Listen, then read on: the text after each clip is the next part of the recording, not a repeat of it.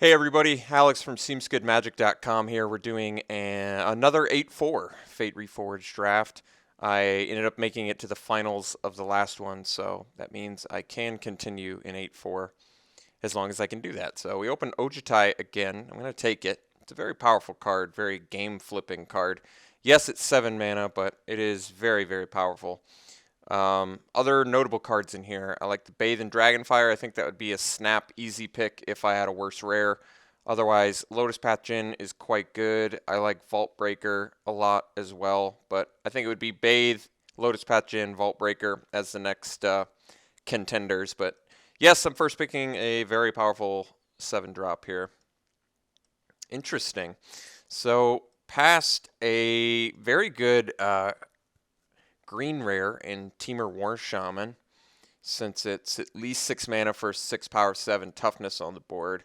And then I like the added bonus that you can make it fight. If I want to make the Ojutai work well, that's not necessarily true. I can splash one of these colors. I think it's still early enough. We'd probably just take the best card in the pack, which is, I think, the Temur War Shaman. We're just going to see which is more open. We can also play both. And like I said, either play 4-color or play 3-color splashing for either the white or the blue. I could play Abzan splash blue. I could play Temur splash white, something like that. Another Bathe in Dragonfire, which is still very good. But I'm going to take powerful rares while I have the opportunity, because I do think this is a very rare-driven format. I've said that a few times. I still believe it.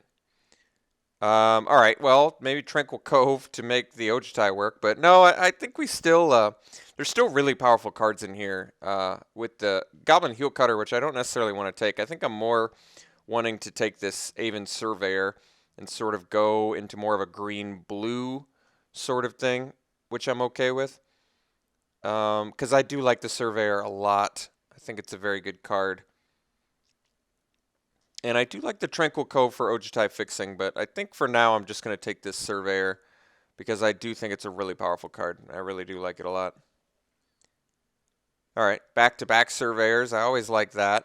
There is a Rugged Highlands as well, but I mean, theoretically I could also just play green-blue splash white. The problem with that being, of course, in the Cons of Tarkir packs, I'm not going to get any, clan-colored cards rewarded to me.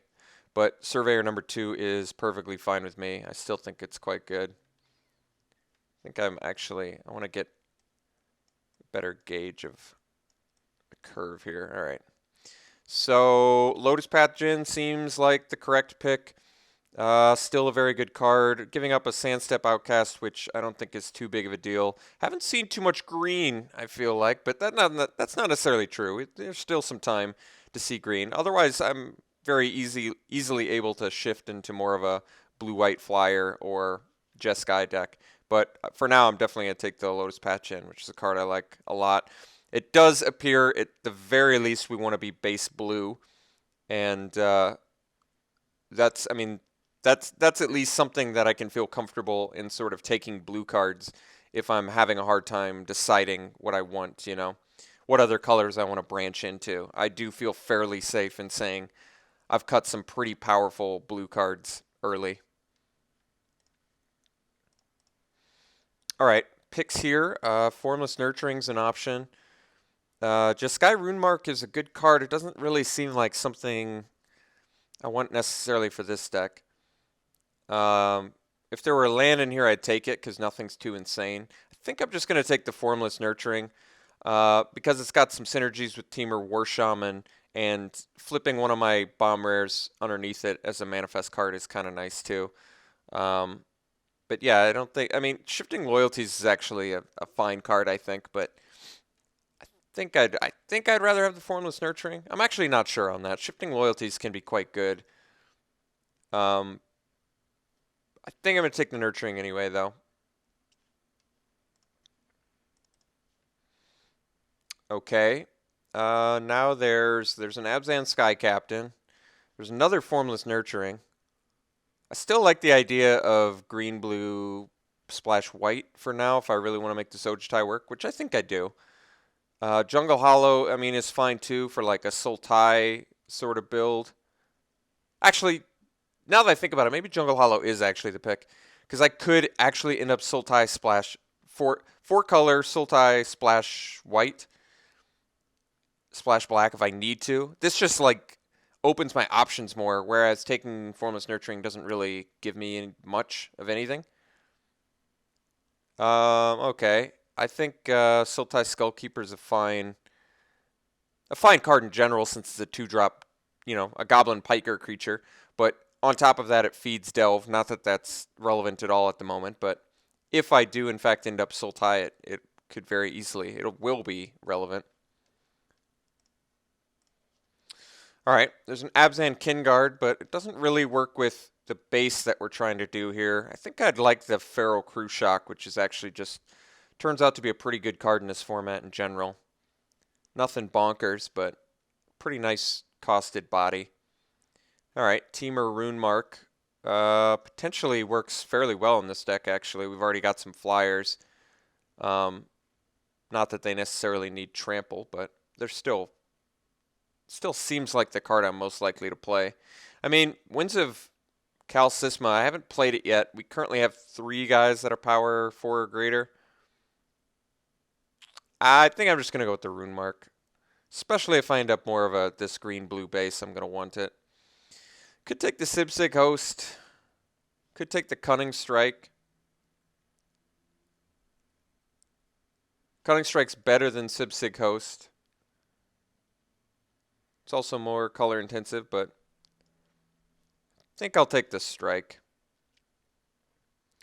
Here, I think I'm just gonna, for the first reason option, I guess, but I'm just gonna hate this Warflare, which is, in general, a really powerful card. Alright, Sipsig Muckdraggers that late might be a sign that perhaps I can do Sultai. I'm giving up not much of anything. Black cards going late is pretty interesting, too. I don't think I'm likely to play Vengeance, but it's foily, so why not? Okay. So far, green-blue base, I think, is all I'm really sort of... Ooh, there's a Death Dealer. That's quite good. Yeah, but like I said, green-blue base could be green-blue-black. I think I kind of want this Opulent Palace, especially since I already have the Jungle Hollow. I do like Raksha as a Death Dealer. I don't like it so much in this deck and what we're trying to do right now. I mean, there's also Hooting Mandrills. There's also Sandbar, which is likely to table. Savants, which would be fine for this deck. I think we're just going to take the Palace. It seems most likely to help me. Because like I said, I'm at least green-blue base. So getting some fixing right now seems good. I do like the idea of the Death Dealer, though. I just don't really like the Death Dealer on the splash. I've done it before, and it's okay. But it's not great. Whereas Opulent Palace is just straight up going to help us, I think. Falconer Pass is quite good. Scout the Borders, some actual fixing, which is nice. Embodiment's also some fixing, but we're almost assuredly going to table Embodiment. This is actually, believe it or not, shaping up to be sort of a Embodiment deck with the Ojitai edition. Ramp plus fixing seems pretty important, and it feeds Delve. Yeah, this is likely to be an Embodiment deck, but like I said, it's very easily going to table, I think. So let's take the Dismal Backwater instead, which gives us some more black fixing for Sultai cards that I may or may not want to play. Let's see here. Water Whirl's quite strong. I don't mind taking that. Not much else in here anyway, so alright. Incremental Growth is a good card. I'm trying to think if I can play it in here. I'm short on creatures. Problem with Incremental Growth is you want either tokens or a lot of creatures to make it work effectively. I'm not entirely convinced I can make it work effectively. I think I'd rather have the Longshot Squad, which just gives you a little bit of flying protection and it gives us a creature, fills the curve a little bit better. We already have flying protection, I guess, with the flyers we have. I mean, the thing is, Incremental Growth has higher upside. I could take it now. If I end up with a bunch of cheap creatures, Incremental Growth is pretty bonkers. I think I'm just going to set this Cunning Strike in the sideboard right now. All right, let's take Incremental Growth. This I don't think I'm going to miss a long shot squad all that much where it's going to hurt me. Could also take the Rugged Highlands, start hedging towards red, but I don't particularly like that. Savage Punch seems fine here. I'd like some more stuff to make it better, but it's certainly not bad, so we'll take it. It's a good fight card. This currently isn't the best deck for it, but could pan out nicely for us. Here's a Smoke Teller. There's a Scavenger. I think we're just going to take the Hollow again. If I end up with Sultai cards or black removal, I'm really going to like having all this fixing. Another Savage Punch. Doesn't seem great currently, but like I said, if I maybe focus fire on some good creatures in pack 3, now that I've got enough black fixing where I can make, like, here's an Abomination of Gadul, which is just a great pickup for us with all the fixing we currently have. So I like that. Disdainful Stroke is actually a pretty good card. I think I want to take that. Might want the Secret, but we don't have that much Delve currently. Secret Plans, I don't think we have enough more for Manifest to really take advantage of that. So, alright, Stroke it is. Better sideboard card, but it is a really nice sideboard card. I don't care about Pet or Krumar so much. I guess we'll take Scout the Borders, which is a fine card. It's not amazing. Sidisi's Pet's not really amazing either, though, is kind of the issue. We really have like 10 creatures, I guess, with the Formless Nurturing. I'm going to take Scout the Borders. We have a couple bomby creatures and might need some fixing. I could see it being good. And Sultai is the deck you want, Scout the Borders. Late red stuff, geez. So maybe Temur was the best option, but we're in the other 4 colors, so it just really didn't seem like something I'd want to do. Hardened Scales currently works well with Formless Nurturing, Double Aven Surveyor, Incremental Growth. It's interesting at the very least. I don't think we're going to do it, but the old Hardened Scales Retribution of the Ancients combo. OP, right? Overpowered, too good. Yeah, I don't think we're going to make this happen, but it's cute. If I end up just getting all guys that enter with +1/+1 counters or have Outlast, I could see it working, but other than that, not so much. All right, Witness of the Ages is pretty unexciting first pick, but may actually be what we want, sadly.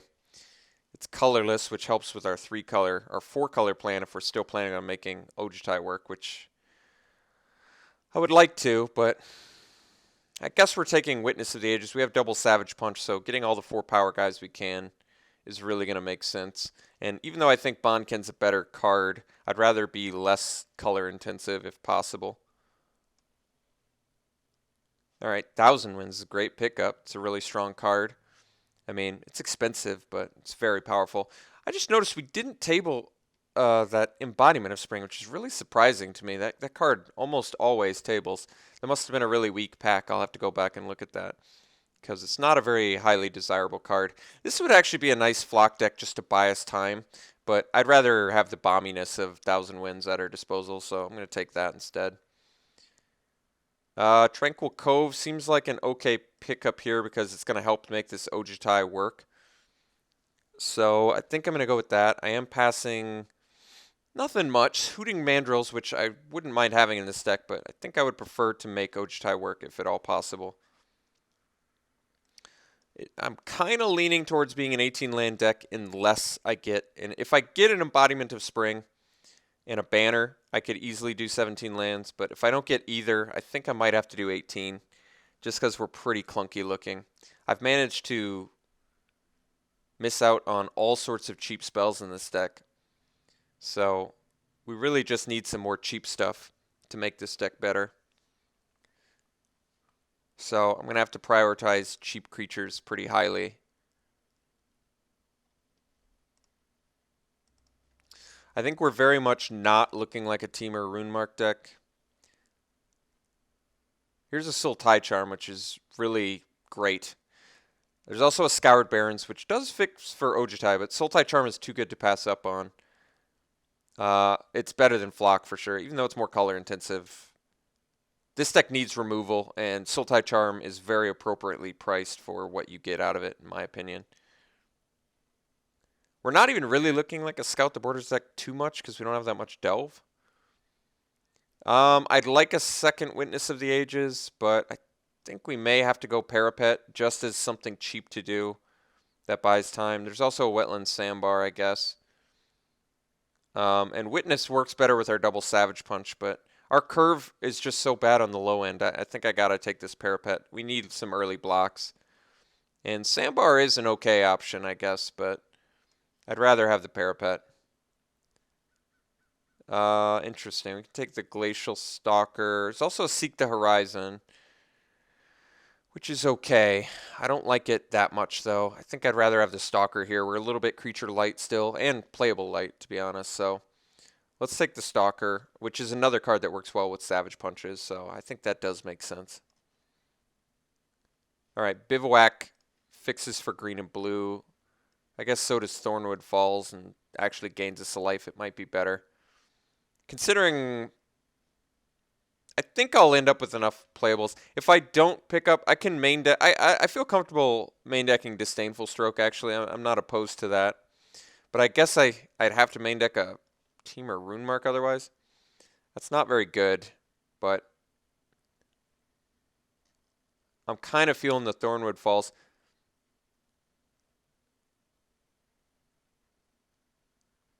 I mean, maybe the Bivouac can go 5-color Splash Cunning Strike, but the life gain on Thornwood Falls with our slow deck actually feels important. And there's a Winter Flame. I guess that would have worked with it. All right, we'll take the Secret. There's a chance we play it. Not a high one, since it's not that great in our deck, but... All right, here's a Banner. I'm pretty tempted to actually take this Banner, because if it were up to me, I'd like to play a 17-land deck. And 17 lands with a Banner seems okay. But if we're making Ojutai work, maybe I do, in fact, need 18 lands. There's also a Bloodsucker, which works reasonably well. And a Tuscalocedon, which is another big fatty. You know, we actually don't have that many fatties. I guess we have enough, though. I'm taking Banner. I felt comfortable with... then we get past another one, I guess, but whatever. I'll take the Archer here. I could be a double Banner 17 land deck. Screwed up everything if you don't snap pick it. I think I want the Archer because it has better synergies with it. Savage Punch, even though you didn't get the Ferocious, having the 5 toughness can be good. All right, I kind of need this Smoke Teller, I feel like. I want my low end to be better. Maybe I play 17 land Banner. I might. I think I can actually get away with that. I'm not convinced it'll be great, but for some reason I don't feel great about running 18 lands in this deck, even though I'm 4-color. Here's a Seek the Horizon. I might make that work, possibly. I mean, the good news about this deck is we have some great finishers. Bad news is a little bit light on some important things, and I'm not highly motivated to be in black so much.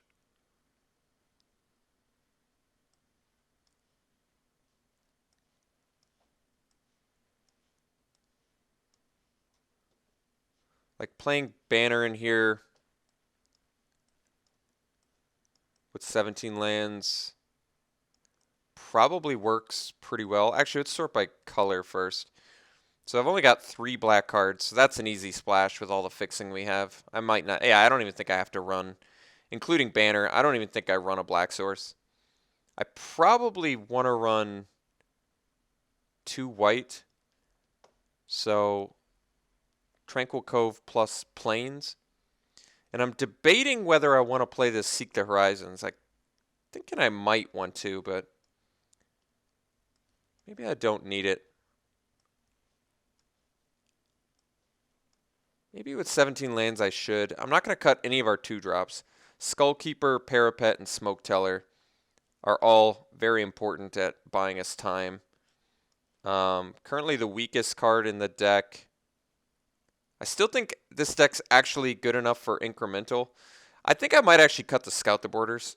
I have one Delve card, and I already have Skullkeeper, and I feel like I can make some early trades. Removal, we're a little bit light. We are a little bit light on the removal front. We have currently Sultai Charm, Double Savage Punch, and Water Whirl, which isn't bad, but it's not a lot by the same ticket. At least our fixing's not bad. This is certainly an interesting deck. I kind of like what we have. Fixing is like top notch. Maybe for if I am actually playing Seek the Horizon, then I think it's in my best interest to at least run 1 Plains, 1 Swamp, because I do have, like I said, 3 black cards. Although 5 sources of black is probably too much. But then again, no, I guess 4 plus the banner. Maybe I am okay on swamps. But if I'm not running swamps, then Seek the Horizon almost seems like a waste. I guess it's my 3rd way to get a white mana. And it like guarantees you hit your land drops, but I'm not a huge Seek the Horizon fan. It's hard to find good opportunities to play it. I could play a Disdainful Stroke over it, I guess, to give me protection from, higher end spells, but we don't really get established until the mid to late game. And I guess both Ojutai and Thousand Winds really require 7 mana if you're unmorphing to get the full value. So it could in fact be in my best interest to run the Seek the Horizon, 1 Plains, 4 swamps for 3 spells. Well, why don't we see what I can do with my mana, because I'm probably just going to be even split green, blue, because there is quite a bit of double blue in my deck. So even split green, blue, and then 1 Plains, and do I want to do 1 swamp? I really can't. I definitely don't want 2 swamp. This would be 6, 7, 8 green and 6, 7, 8 blue and 2 white.